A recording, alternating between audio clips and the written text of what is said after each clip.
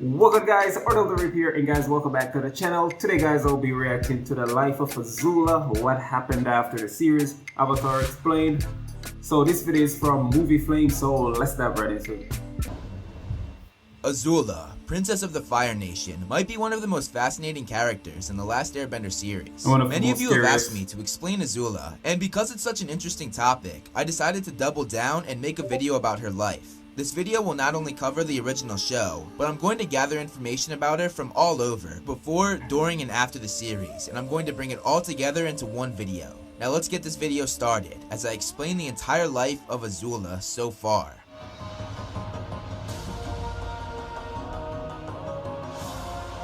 Life of Azula. Azula was the second born to Prince Ozai and Princess Ursa, her older brother Zuko being the first. She was named after her grandfather, Fire Lord Azulon, who was the Fire Lord when she was born and during her early childhood. She was a prodigy firebender, and at one point, she had mastered 14 more forms of firebending than her older brother Zuko. She attended the Royal Fire Academy for Girls, I remember her where she being met her pretty two best skilled and friends, talented. May and Ty Lee. Azula became the leader of their little group, and Azula bossing the other two around became the thing that defined their friendships. Azula and her family had a tradition to go to Ember Island, where they had a beach house. There, they would see their mother's favorite play, Love Amongst Dragons, something that both she and Zuko enjoyed, one of the few things that they agreed on. Her mother Ursa quickly realized that something was seriously wrong with her daughter. She had no remorse and no sense of right and wrong. She did things like burn flowers on the palace grounds, burn a doll sent to her as a present from her uncle, and was a master manipulator and bully. One day, she set her firebending teacher's pants on fire when he told her that she wasn't doing the forms right.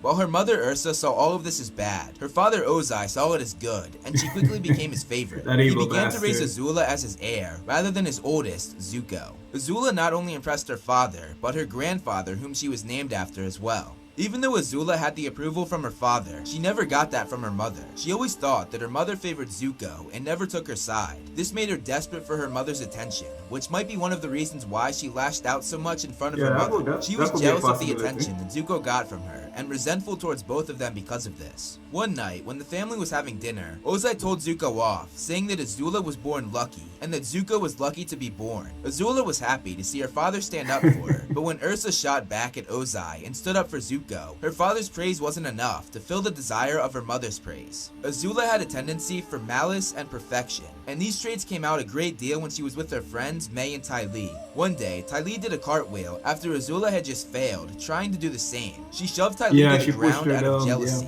and laughed while she did so. I remember that. That same day, when she saw May attempting to hide her crush on Azula's brother Zuko, Azula used her manipulation to convince her mother to make Zuko play with them. During their game, she placed an apple on May's head and set it on fire. This forced Zuko to tackle May into a fountain to put out the fire. Azula laughed, finding great pleasure in embarrassing both of them. She encouraged her friends to do bad things. One day, when Azula and Ty Lee had a sleepover at May's house, Azula convinced them to steal mochi from May's mother, which was a present meant for May's grandmother. Azula ended up eating it all because Ty Lee got bad energy from it, and although she didn't say it out loud, May didn't want to eat it because she was scared of the Komorakaje, ancient spirits that her parents told her would snatch her if she did anything wrong. In her sleep, May tossed and turned and said that the Komorakaje were going to get her. This kept Azula up all night. Azula was also very competitive with her friends, so much so that she went to new lengths to win at things as simple as hide and seek. She would use tunnels and secret passageways that she found while exploring and use them to win, something that Ty Lee and May grew very tired of. One day, Azula's father, Ozai, asked Azula's grandfather, Fire Lord Azulon, if he could become Fire Lord, rather than his older brother, Iroh. Azula listened as her grandfather became furious with her father. He said that Iroh had just lost a son, and as punishment for asking for the throne, Ozai was to lose his son as well. Azula went to tell Zuko this, laughing as she did so, but she was interrupted by their mother. Ursa dragged Azula out of the room and asked Azula what she heard, and Azula told her everything. Azula acted as though she was upset about the whole situation, but as she walked away, she was smiling evil.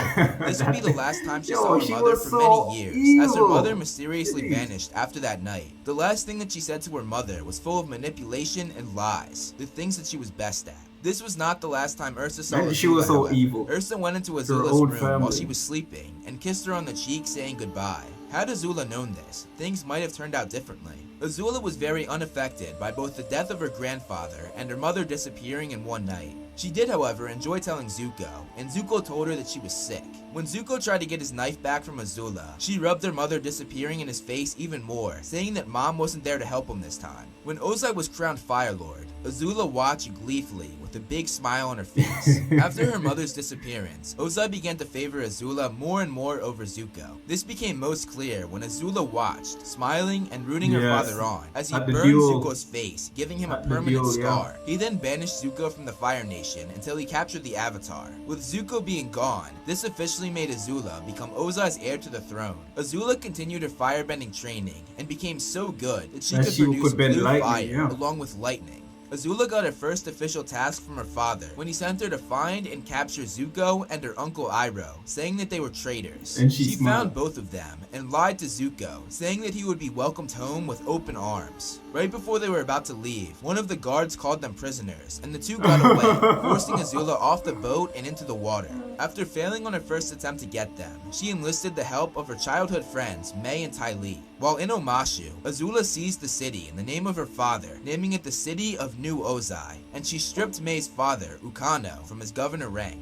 While she was there, she ran into the Avatar, and she told her friends that Zuko and Iroh weren't the only targets anymore. Now they had to capture the Avatar as well. On her mission, Azula utilized Fire Nation technology, such as the tank train, while in pursuit of her targets. She came face to face with all three of her targets at one point, but realized that she was outnumbered and blasted her uncle with blue fire to get away. Azula tried to get through the impenetrable walls of Ba Sing Se using a giant Fire Nation drill. She was almost successful, but was stopped by Team Avatar. Azula, along with Mai and Ty Lee, eventually ran into the Kyoshi warriors. A fight broke out in which the Kyoshi warriors lost, and Azula, Mai, and Ty Lee took their armor. They used that armor to go to Ba Sing Se, and rather than infiltrate it from the outside, Azula decided to infiltrate it from the inside. She fooled the Earth King to make him think that they were real Kyoshi warriors. She is so the Earth Kingdom's traitor and former minister, Long Fang, recognized Azula as the Fire Nation princess, however. He had his Dai Li agents bring her down to his cell to make a deal. The two worked well together, conquering Ba Sing Se, but eventually, Azula betrayed Long Fang and took control of his Dai Li agents. Long Fang ended up bowing down to her and said that she had beaten him at his own game.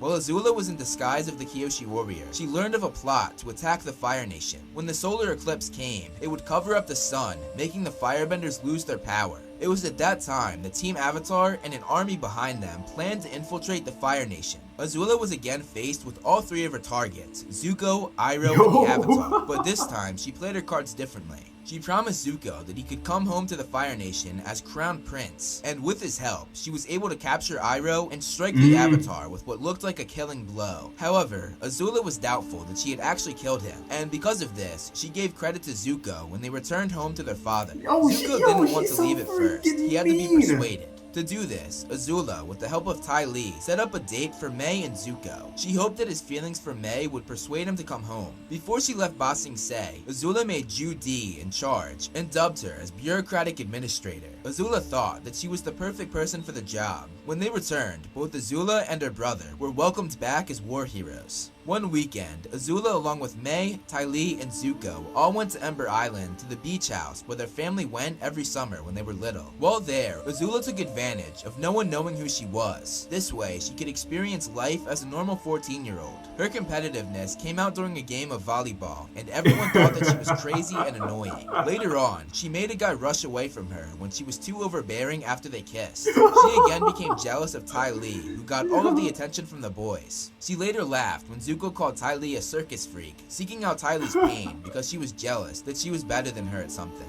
Azula later opened up about how their mother liked Zuko better and said that she didn't care, but after she said this, she paused and looked into the fire with a very hurt look on her face. She then began to dig deeper and said with definite sadness in her voice, "My own mother thought I was a monster." When they returned to the Fire Nation, Azula spoke up in a War Council meeting. She and her father came up with the idea to use Sozin's Comet, which would give firebenders immense power to destroy the Earth Kingdom once and for all. She also warned them about the solar eclipse attack, which helped them prepare for it. They planned for Ozai to not be there when the attack occurred, ruining Team Avatar's whole plan. During the eclipse invasion, Azula stalled Team Avatar, allowing for the very short eclipse to pass. When it passed and she got her firebending back, she drove them off and allowed the Fire Nation to victory. When Azula went to the prison, the Boiling Rock, her longtime friends, May and Ty Lee turned on her. Ty Lee cheat-blocked Azula, making her fall to the ground, completely helpless and unable to move. She told them that they should have feared her more. She then told the guards to take them somewhere where she would never have to see their faces again, and said to let them rot. This is what made Azula start to become unhinged, and she became a little bit mental. Azula later confronted Zuko, who had changed sides in the western air look at her face, like the two began to fight and were both knocked off the airship. Zuko was caught by Appa, but Zuko watched, and it looked like the end for Azula, but she caught herself by launching herself with fire. She wouldn't die like that. She watched as they flew away, knowing that the battle wasn't over. Ozai made Azula successor as Fire Lord, while he set into motion his plan to become supreme ruler of all nations and the world. This made her mental health go downhill even more. She had a full mental breakdown. She banished her servants, Imperial Firebenders, and all of her Dai Li agents, paranoid that she couldn't trust them and that they would turn on her just like May and Ty Lee did. She then became paranoid that her father didn't think she could handle being Fire Lord, and she said that she would become the greatest leader in Fire Nation history. While getting ready for her coronation, Azula cut off her hair, and then she had a schizophrenic episode, seeing her mother, who told her it was a shame because her hair was so beautiful. She began to have a conversation with her mother that she was envisioning, telling her that she knew what she really thought of her, that she was a monster. Her mother pointed out to her that all of her life, she used fear to control people. Azula responded, saying that trust was for fools, and fear was the only reliable way. She then said in a sad and uncharacteristically unconfident way that even she, her mother, feared her. Her mother told her that that wasn't true, and said that she loved her. Azula, consumed by emotion and the past, desperate for her mother's approval, began to cry. That was all that she wanted to hear. But this was the first time we saw her. She wanted these emotions to go away. She picked up her brush and threw it at the mirror where she was envisioning her mother's reflection. At her coronation, Zuko showed up before she was crowned Fire Lord. Azula then challenged her brother to an Agni Kai, a fight for the throne. Zuko knew that he could beat her because something was off about her. She was slipping. When Azula was losing, she decided to shoot Katara with lightning instead of Zuko, and Zuko jumped in front of it, saving Katara. Azula, more crazy than ever, then began to fight Katara. She was eventually beaten by Katara, and she went full psycho, screaming and spitting out blue fire from her mouth. She writhed on the floor. Her screams slowly started to transition into desperate and pathetic cries. She had lost everything, including her mind. Azula was taken to an insane asylum where she was watched 24/7 to make sure she didn't escape or do anything bad. She continued to have schizophrenic episodes, imagining her mother, which continued to drive her further into insanity. She started to think back to all that had happened to her, and she came to the crazy conclusion that her mother had gotten to her friends, Zuko, and everyone else that played a part in her downfall. Around 1 to 2 years later, Zuko went to the asylum to ask Azula for help to figure out the truth about what happened to their mother. Azula agreed, and as she did so, she saw her mother in the mirror next to her. She told Zuko that not a day had gone by since he put her in there that she hadn't wondered what happened to their mother. The first thing Zuko had Azula do was visit Ozai in prison. During this, she was guarded by the Kyoshi warriors, including her ex-friend, Ty Lee. Azula and Ozai sat in silence, not even saying so much as hi. When Zuko brought in tea, Azula bit the tray, tore it out of Zuko's hands, and knocked Zuko over, which made their father smile. Azula angrily asked Zuko how he expected her to drink tea while she was in a straitjacket. Ty Lee then jumped in and she blocked Azula. Azula screamed and asked Ty Lee how she made her lose her fear of her. The she that Azula was referencing was her schizophrenic thoughts of her mother. Azula asked Zuko to let her and Ozai talk in private, and Zuko agreed. After Ty Lee and Zuko left, Ty Lee told Zuko that Azula was wrong. She never lost her fear of her. While in private, Ozai told Azula about one of his secret chambers in the palace and a bunch of letters that her mother Ursa wrote. He told her that he had collected them and made sure that they weren't sent to whom they were addressed. After Azula and Ozai finished talking, Zuko took Azula alone and asked her what they talked about. Before he could find out, however, Azula blasted him with lightning and got out of her straitjacket. She ran to the chamber that Ozai had told her about, and when Zuko got there, she told him that those letters were the key to finding their mother. When Zuko took a step forward, she burned all of the letters. When Zuko asked what was wrong with her, she screamed, "Why don't you ask her that?" Again talking about her mother, who she was convinced was out to get her. Azula joined Zuko and Team Avatar on a mission to find their mother. Azula made a deal with Zuko. Because she knew what the letters said, Zuko had to take her unbound and of her own free will. Otherwise, she wouldn't tell him what the letter said. She neglected to tell Zuko one thing, however. She kept one letter, which said that Ozai wasn't Zuko's father. This was her key to taking the throne, as it was not Zuko's birthright if that was true. While flying on Appa, Azula asked the group which of them she approached first. She then belted out that none of them had even met her yet, so how did she convince them to help ruin her life? Azula later jumped off of Appa and tried to get away so that she could find her mother on her own. As Azula was running from Zuko, she saw her mother in the reflection of the water. She began to scream at the reflection. She told her mother that she couldn't break her and that she was stronger than she realized. She screamed out, "You've been conspiring to take me down from the day I was born. Even when I was an infant, you saw in me something you never had. Power. That's why you think I'm a monster. My power makes you fear me." The reflection of her mother that she was imagining told her that she loved her, and Azula screamed out, consumed by anger, confusion, and her mental illness. She then turned around and hit the water with her bending as she told her mother that this was her most treacherous act, turning her own mind against her. Zuko then approached and asked who she was talking to. Before Zuko could get the answer, however, Katara wrapped Azula in ice. All of them were then attacked by a spirit wolf, and none of them could fight it off. Zuko freed Azula, and she used her immense power to drive the spirit off single-handedly. While Azula was asleep, she was again woken by her schizophrenic thoughts of her mother. This time, her mother told her to give up her quest. Her mother then told her that all her life, she hid behind a mask of intimidation and fear. Azula began to blast her mother, but before she did so, she started questioning everything. Katara stepped in and snapped her out of her schizophrenic state. When Azula realized that the letter she had saved was gone, she confronted Zuko again, who had taken it. The two fought, and Zuko eventually beat her and screamed out, "From the day you were born, you've put me through so much. Why, Azula? Why did our relationship have to be like this?" She asked Zuko if she was whispering in his ear, telling him to say this, and Zuko told her that she was making no sense. Later on, after everyone had calmed down, Azula and Zuko watched Love Amongst Dragons, which made the two bond as they remembered their childhood on Ember Island. While there, they were invited to a family's home by a man named Ikem. There, they met his wife, Noriko, and their daughter, Kiyi. Later, Azula, Zuko, and Team Avatar went into Forgetful Valley, and Team Avatar began to help a brother and sister in need. Azula then thought that her mother orchestrated this whole meeting with the siblings, and she tried to go after them. Zuko and Team Avatar stopped her, but during their fight, the Mother of Faces appeared. She told them that she could grant one wish, and before the siblings, who had waited many years to have this wish, Azula stepped in and stole it, asking the Mother of Faces where her mother was. The Mother of Faces told her that their mother was now disguised as Noriko, the woman part of the family that they had just met. Azula went after her immediately, slipping away from the group. When she got to the house, she zapped her way through the ceiling, kicked Zuko out of the way, and jumped toward her mother. Azula was ready to give the final killing blow, but Noriko, who had a memory erased of her life in the Fire Nation, caressed her face and told her that she was sorry, that she didn't love her enough. Tears began to fill in Azula's eyes. All she wanted her whole life was her mother's love and approval.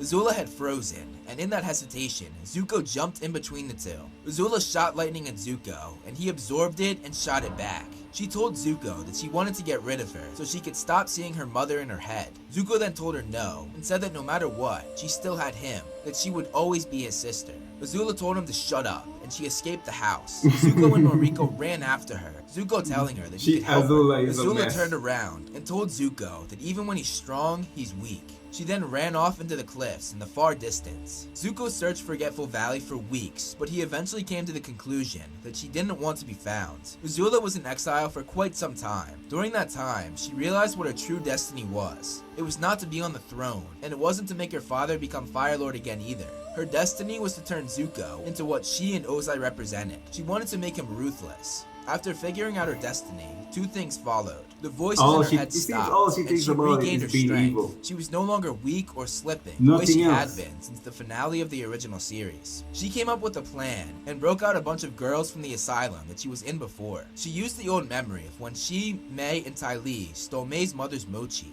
She remembered Mei saying that the Kamarakaje were going to get her in her sleep. Azula later found out that the Kamarakaje were ancient spirits that abducted children. Azula and her asylum friends that she had broken out dressed up as these spirits, which was part of Azula's larger plan to make Zuko like her and Ozai. They first went to scare Ukano, Mei's father, and the leader of the new Ozai Society, a group that wanted Zuko out of the throne and Ozai back in it. She told him, dressed as the Kamara Kage, that if he did not get rid of Zuko, then he would suffer. Ukano failed, which Azula predicted and wanted. It was just the first step of her plan to turn Zuko into her and Ozai. When Azula came back, Ukano begged her for another month to get the job done. When he failed after a month, Azula showed Ukano her true identity and showed him that she and her friends weren't spirits. In a way, this was even scarier to Ukano. He had dealt with her before when she stripped him of his governor rank and took over Omashu, the city that he was governing. When she revealed her true identity, she forced him to help her with the next step of her plan, which was to start kidnapping children, just as the original Kamura Kage spirits had done before.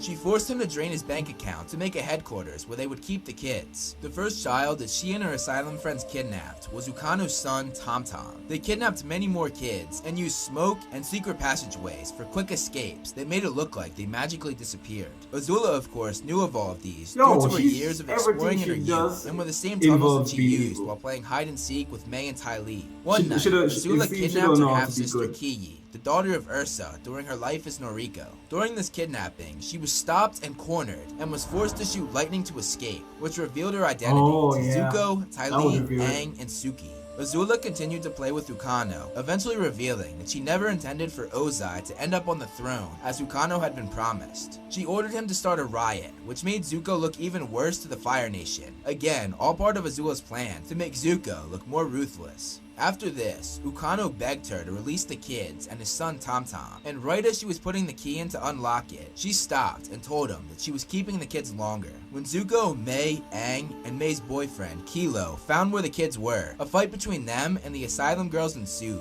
Azula eventually got her hands on Kilo, and Mei begged Azula to leave him out of it. When Zuko stepped in, both he and Azula gave each other everything that they had, a battle that would have rivaled the Agni Kai they had at the end of the original series. Azula then fled, and Zuko chased after her. The two once again fought it out until Azula got the upper hand. She won. On top of Zuko. To Zuko's surprise, she got off and explained her plan to her brother. She pointed out that in the last few weeks, he had become ruthless and like her and Ozai. When Zuko told her that she was wrong, she vanished using smoke and left him with the parting words, "Accept it. It's who you are." Zuko gave a speech saying that he was not the best ruler in the past few weeks, and Azula and her asylum friends, dressed as the Kamuro Kage, watched from a far-off rooftop. Azula said his speech was touching in a sarcastic voice, and they vanished. We'll have to wait and see what Azula's next move is. It seems as though she hasn't given up on what she thinks her destiny is, making Zuko like her and Ozai. She's not even She and sure her what asylum her friends destiny may is. have been stopped this time, but I think there's a lot more to this story. When we find out more, I'll be sure to make a video about it, so stay tuned for that. Thank you so much for watching, guys. You can follow me on social media. Yo, that was a very, very interesting video. Very informative. Thank you guys for watching this video. If you like it, be sure to drop a like on it. And be sure to hop on over to Movie Flames channel. Show him some love. And that's it for the video. Be sure to subscribe. My name is Ardell the Reaper, guys. And until next time, I will see you. Peace out.